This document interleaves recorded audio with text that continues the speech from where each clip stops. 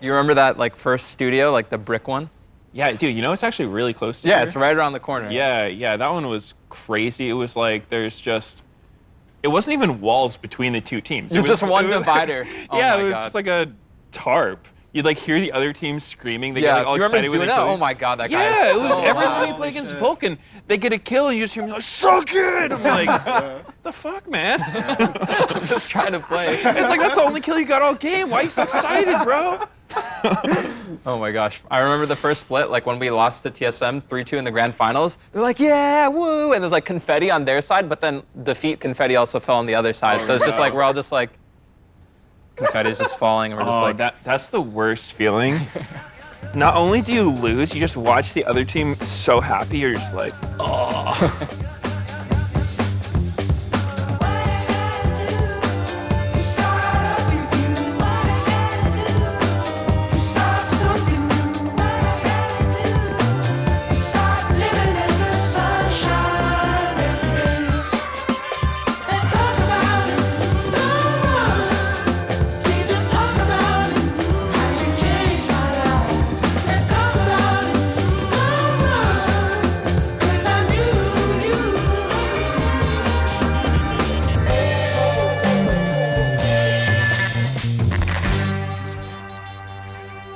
What are you going by these days? Are you Darshan or Zion? Nah, Darshan. Do you like it all being sort of one thing, like your whole life being like a combination of Zionspartan and Darshan, or do you feel like there's a separation? Like, this is my online league persona, and like, you know, this is who I am outside of all that? Yeah, that's a great question. You're a great host, Will. But, yeah, I think... All right, you earned your paycheck. You can get out of here now. How much do I get paid for this again? No. When I was choosing my name, so I think I was like 11, and I was like loading up Halo 2, start getting my Xbox Live membership going, and I was like, what's a cool name? And so then I was like, you know, really like trying to think about something cool. So I walk downstairs and I see my sister has a Zion National Park book. I'm like, Zion? Oh shit. There's something there. And then I go upstairs, and then the Spartan comes from Halo. And then I think when I was playing Call of Duty and stuff, I'd throw like a couple X's on both sides. So it'd be like XX Zionspartan XX. Naturally. Yeah. Have you ever been to Zion? I went last year for the first time. I've never National went. Park. Oh shit, gotta go. National parks are great though. I once got lost in a national park. That doesn't sound like a positive story. Can we get the Cliff Notes? I went to Arches National Park in Utah, and basically there's two trails. There's like the easy trail, and then there was like wilderness difficulty trail. And I was there with my girlfriend, and I was like, you know, I think we should go on the easy trail. You got lost on the easy trail? No. And then she was like, well, you know, you always like a challenge. And I'm like, all right, fine, like, let's go take the hard one. And then 40 minutes later, we're like scrambling up the side of a mountain, and then we have to like jump over like a crevice to like climb up this tree, and then we get to the top. But then the sun's setting. And then I just see a deer staring out, like a big ass deer with just like huge horns. And I'm like, take a breath. This is gonna be a long night. One ranger was available, and one other person had to get called up to come save us. But would do it again. I was straight up naked and afraid. I would bring a compass. But going back to my name, Yeah. the reason why I went back to Darshan was like, I feel like it's nicer to just have something like more direct and comfortable. And like just being known by one thing is easier, you know? It like feels weird. Like when someone calls me by my screen name, it doesn't feel as like personal as like my real name. That's kind of how I think I was initially. Like everything was kind of all in one. But what I found is that, I don't know if it's the same for you, but like the perception for like what people see, oftentimes I feel like doesn't match up with exactly like, you know, what I'm trying to put out there. You never know. Maybe one random clip of something from your stream ends up on Reddit, and now all of a sudden like you're just known as this thing forever. Or like a random Riot video about your teacher. Yeah, and that's so, true. Yeah, and so you like all just being the one dude. Yeah. I mean, easier said than done, right? Not letting things that happen define you. Like the even as teacher thing, like you mentioned, like I played EUS solo queue, and that's what almost everyone, just like memeing with like the teacher joke, because everyone remembers that. So I think that's something you have to be mindful of, but I think you don't want to live life worrying about things. And I know like when you're like popular or famous to some degree, right? That kind of is always something that's there. Yeah. Darshan, you don't actually pronounce it Darshan, right? So like, how would you prefer people? It's a can of worms. Yeah. Yeah, I mean, so I think I've just went by Darshan. So I grew up in America for most of my life. So I just always went by Darshan in like elementary school, middle school, high school. And that's what most people call me. But technically, the correct way to pronounce my name is actually Darshan. There's like a, yeah, like that's just the correct way to pronounce it. But I don't really mind either way. You don't mind? Like my parents and my brother and sister call me that. And then like Sven will randomly be like, Darshan, every time he sees me. It's like, Okay. Okay, if I try, can I try it and you tell me if it's right? yeah, good. Darshan. That. I feel like I'm back in like middle school or high school, but no, we can do this. We can do this. So it's like Darshan, Darshan. and then say it together. Darshan. Closer. We'll probably have to do this one. No, off. okay, Okay, yeah, we don't have to do it right Class. now. Okay. This is gonna create another terrible meme for him. You're gonna go to EUS, everyone's gonna be like, his teacher even calls him Darshan. Let's keep it simple. Yeah. I feel that. All right, guys, and I'm asking you the same question because it actually happened fairly recently, right? Yeah. Yeah, why Kaizen and then you were like primal for like 2 days. I know. And then you went back. It can see you like that. You actually switched your real name to Kaizen. I did, And I yeah. remember reading about it on Twitter. Yeah. So. Oh, switch name, homies. Yeah, switch names. Yeah, for real. So I've gone by a bunch of different names in both like real life and gaming. My birth name is Derek, which is now my middle name. And there's nothing wrong with the name Derek, but I'd never really felt. I always felt like, if it's my name, why don't I get to choose it? I also felt like I wanted a name that represented what I want to stand for. And so I came across the name Kaizen when I was reading a book. And it's a Japanese word for, it's actually a term for a Japanese manufacturing/business process. But it also has been extrapolated to other parts of just life. And it means continuous improvement or change for the good. And as someone who, I've changed a lot over time, like physically, like mental health-wise, got things straightened out, like in a lot of different ways.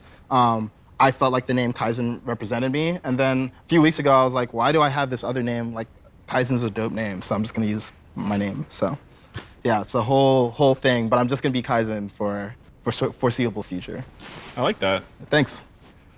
When I came onto this earth, my parents, my mother specifically, wanted to call me Challo, but my dad wanted to call me Barento, mostly because of the idea that no one's gonna say his name right, they're gonna butcher his name, they're gonna bully him in school, and all his name is calling him Challo, because like you have to, yeah, people can just say cello and that's not gonna be an issue. But How's you know, that spelled? oh God, C-A-A-L-L. Or is it C-A-L-L-O-O? C-A-L-L-O. So it's Challo. So it's like you're never going to be able to spell it right based off that. C-A-L-L-O-O? Yeah, C-A-L-L-O-O. So I've actually used Kaloo. that. Yes, exactly. Exactly. I've used that actually as my summoner name or something like a few times. So I've used that also in finding Razzleplasm. But yeah, so I went with Barento, but obviously people are just going to say Barento. So but like I've never cared about it. So, Are you Ethiopian, Raz? yes. Okay, cool. Because you have the accent down as well. Yeah, so I'm Oromo, which is the largest ethnic group in Ethiopia. Fun thing, culturally, I have an endless middle last name because it's just based off of my forefathers' like Your first name is ridiculously long. So yeah, it's I can't say it, but it's like a point of pride for my father and my brother to like go off and say every name. So what I can say is Barento, Hamid, Usman, Ulbeid, Gabar, Roba. Yeah, I don't know. It's like But digits of pi. it's just, it keeps going. So I'm, but I'm cool with Barento Mohammed. Frosk, you changed your real name, like your legal name, right? Kind of in like a similar vein of it feels like you kind of hear the same repeating stories throughout esports. I wasn't very close to my family and I didn't feel appropriate to carry the name that was given to me by my family that feel like they didn't want me. Like I didn't feel like Devin and it didn't have any good memories. So I just decided that I was gonna like completely scrap it and just come up with my own name. And I picked Indiana because growing up, I really loved watching Indiana Jones. Oh, cool. That's awesome.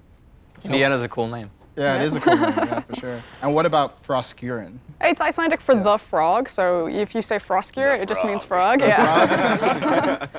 As I was starting to do LPL broadcasts, my girlfriend and I at the time were trying to learn Icelandic. And so I just happened to do animals when I was just picking the name. And that was, I guess, kind of like at the time when I got the job with like the ESL, I just happened to be Froskuren at that time. And now I'm like, oh, cut the urine. And now I just usually go by Frosk. Froskuren. Too much urine. Man, I feel like you guys all have way cooler name origin stories than I do. Wait, if you could choose your name, Will, would you still go by Will? Or what would you name yourself? I like Will. So there's me, who's like, I'm named William, and then my brother's Daniel. And part of the reasons my parents picked those names is because you kind of had like a Pokemon-style evolution of the names where like, when we were really young, it was like Billy and Danny. And so like when I was young, I went by Billy. And like, I'm gonna probably regret saying this because then people are gonna start calling me Billy, which, I mean, whatever.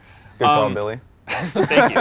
Yeah, so then it was like, Billy when you're young, Will when you're like middle-aged, and like William for professional stuff. And Danny, Dan, Daniel style thing. But what was really messed up with my parents is my middle name is Robert. So the nickname for both those names, Billy Bob. Which is just the worst name. And I know I'm going to regret saying this. Billy Bob. Hey, you could be rich.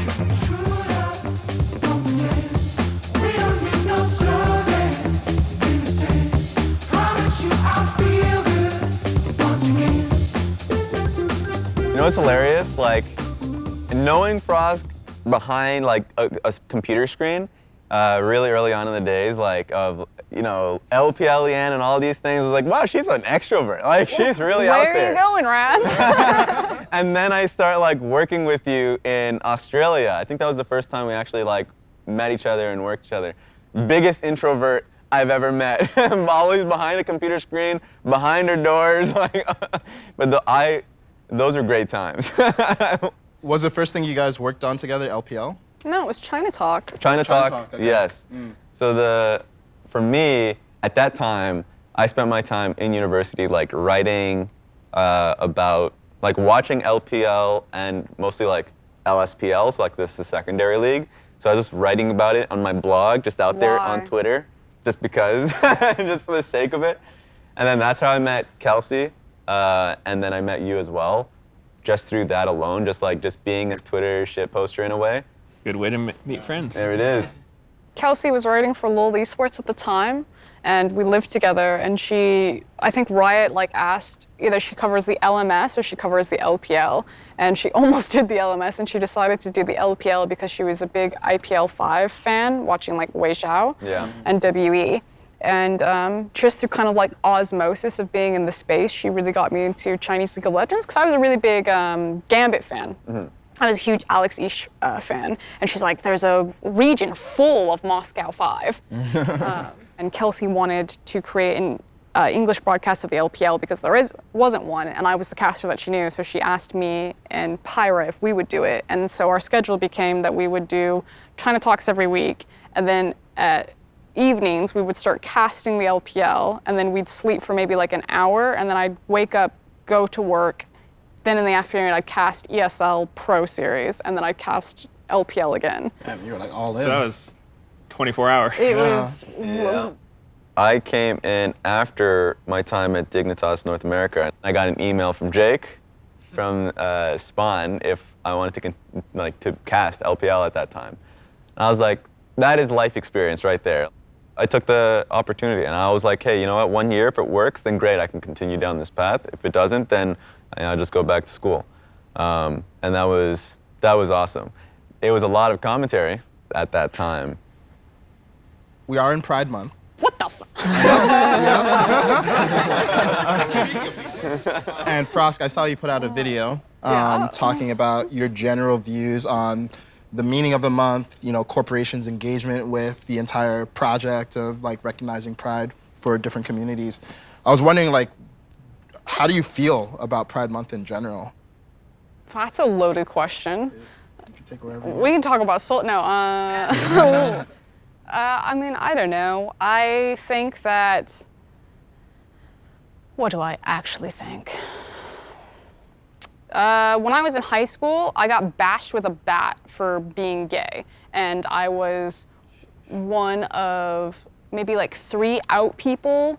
I lived in a fairly like liberal area, but just kind of like conservative surroundings. When I went to like different countries, like I was in Australia and I got refused service outside of Sydney, but like just kind of like these surreal things. And I definitely think that obviously we've come a very long way in like 2021, but I'm always just like, we could be doing better. Like, we could be doing more. And so when I like made that video, it just kind of comes from a place of, I was really tired of people seeing the only way that they would engage in Pride Month to basically like shit all over it. Just like well, actually, you know, these corporations don't really give a fuck about you. They're just, and I'm like, yeah, of course the corporations don't give a fuck about me, but it's still kind of nice to see like gay shit everywhere and feel fabulous, because then it at least tells me that it's, you know, mainstream, viable, you can make money off of being gay. And that's like way better than what it used to be. It used to be you'd make money off of getting rid of the gays. Yeah. So. I get some people think that, and I mean, probably some companies do just strictly want to like get a monetary gain out of Pride Month stuff. But at the same time, I think it's great because, like you were saying, like gay people do still to this day face like pretty blatant discrimination for something that like is really pretty troll to discriminate against. It's like, why does anyone care? It's in the ideal world, I feel like once people stop being discriminated against, like for being gay, you probably don't need to have companies like, you know, Rainbow Everywhere, Pride Month, and trying to monetize off of it. But that's just not the reality we're in. People get too comfortable within their own perspectives, and I think that's always an issue. Because it's also the same conversation with like Black History Month. But you just have to recognize, okay, good for you. If this is not dominating your life, if this is not your view, it's not about you. It's literally like all you have to do is either read an article, travel a little bit of distance across the street. Like it impacts a lot of people across the nation, right? So the goal is of course to get to a point in society, like you said, Will, where it's like you don't need that month. It's just the norm. Absolutely. And also, you go first. No, you go, Rose. I was about to say, because also, I heard about the bad treatment, and also, like, it's hard for people to even come out to like their family or to their friends and loved ones. So I don't know if you're comfortable like talking about your story, about like how you came out. Coming out? Yeah. Oh, it was just lame. What? It's not even a good story. No. Might not be lame to everyone else. What? No. Exactly, normalizing it. Yeah. There was a really funny moment where I was making out with my girlfriend in, and I'm not joking, my mother's closet. It was like a long walk-in closet. That's a free joke. And my brother like walked in on us. He like saw it, and I wasn't like publicly out to my mom, and I was like, oh fuck, he's gonna tell my mom I'm absolutely dead. And I was just like dreading it the whole day. And then that night I found out that my brother, he didn't see it all. He was like, he's just super up close to and he asked for glasses. And so I was like, yeah, I was totally in the clear. I sweat that entire day. But no, I can't even remember how my mother found out. And then she like told my dad, and I couldn't even say the word gay for like years. She was like, are you gay? And I was just like, but what I was gonna say, the discrimination thing, I think it's easy to have a conversation with people talking about kind of like discrimination or oppression, because I think it's very like contextual. And, you know, I agree with you that there are different like, and people hate this word, like different privileges that we have. Like I am privileged because I am white and I am wealthy and I get to kind of reach up into these things. But like contextually, there will always be some place where we don't quite fit in. If you were a father and you went to court and tried to get rights over your son, you would probably face more discrimination or oppression in trying to get rights over your child than a woman would. And so that could be a scenario where a straight white man could obviously face discrimination. And so I think if we agree with that, we should be able to agree with the fact that people can face discrimination and it's all just like contextually dependent. But I think we spend so much time arguing whether or not it exists as opposed to trying to fix it. And that's why I'm just like, man, you guys are on like page 1. I'm on like book 6. Like, hurry up, turn the page. I'm tired. I just want to fix this shit.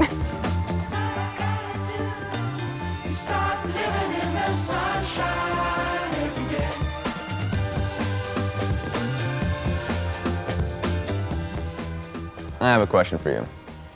This is gonna be great, so you'll enjoy this. He looks nervous. I mean, the way it's being brought up. No, I'm ready for anything. Shoot away, Raz. So you've been in the scene for, you said 9 years, right? Yeah, almost getting to that decade, the There Big we Ten. go. So what is your take on just like development in an academy structure, like right now? Because I have like my feeling on it, and I want to hear yours.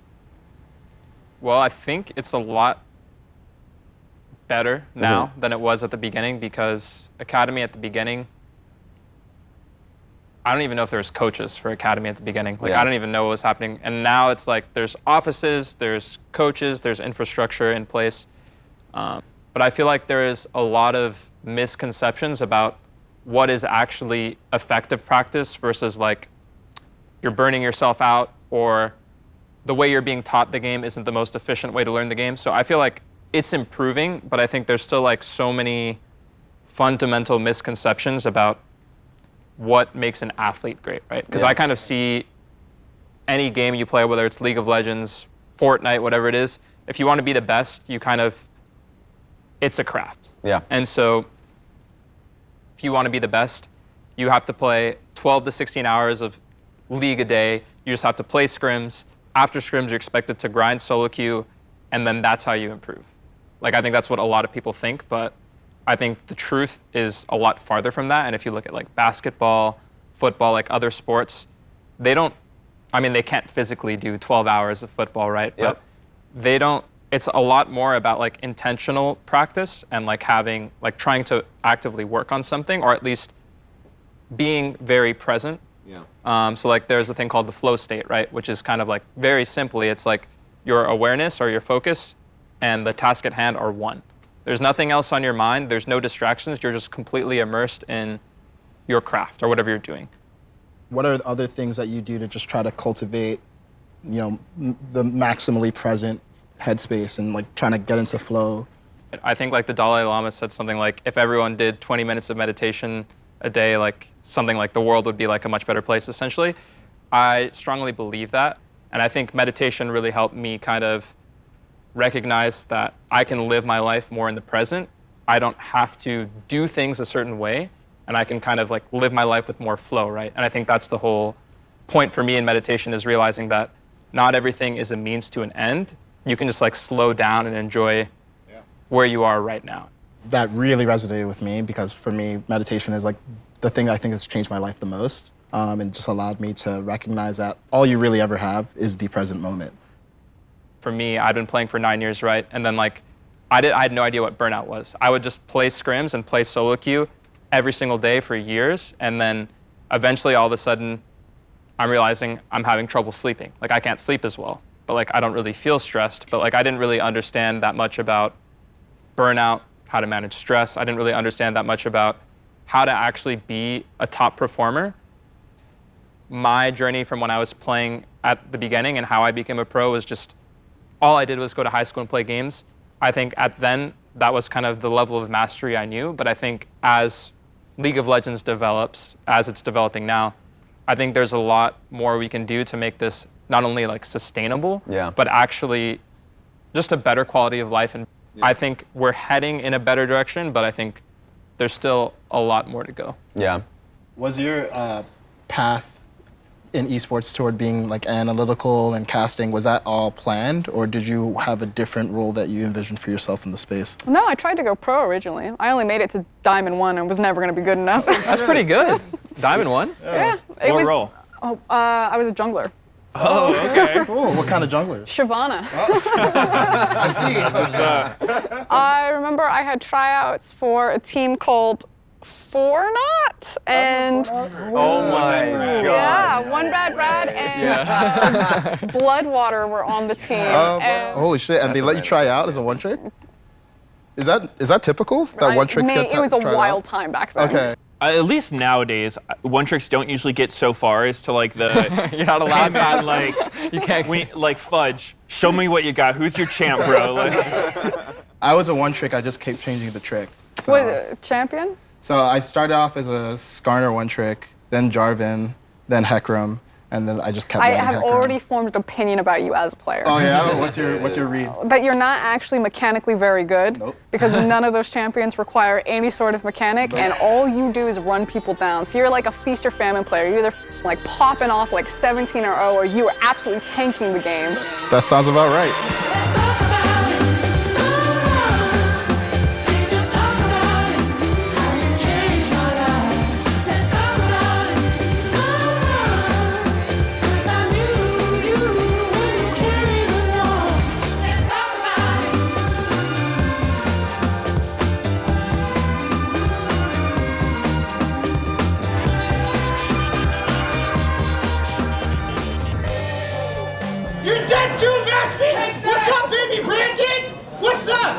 forgot about